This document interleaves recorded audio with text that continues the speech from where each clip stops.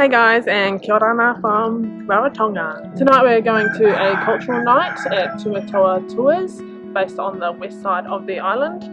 From what we've heard from the tour hosts, we can expect to prepare and put down an umu feast. So umu is the traditional way of cooking here in the Cook Islands. It's quite similar to a hangi, which in New Zealand that's the Māori way of cooking food. A hangi is cooked underground, whereas an umu is cooked above the ground.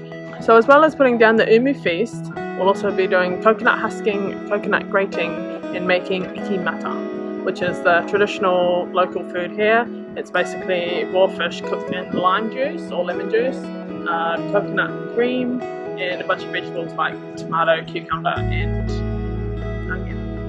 So it's our first time tasting Ike Mata as well, so what better time to try it than at a cultural evening. Really looking forward to it actually, and we'll take you along, see what happens. Juro! Please watch yourself! Come on the side there, chief! A warrior's job is to be a provider. As a chief here, let's say anyone explain that now, well that's so hot.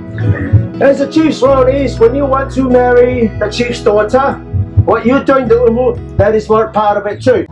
You put that in the fire, this one here, it becomes like firecrackers. Now one day you can put it on inside the heat, but what happens is you put it there, it takes a long time to heat up.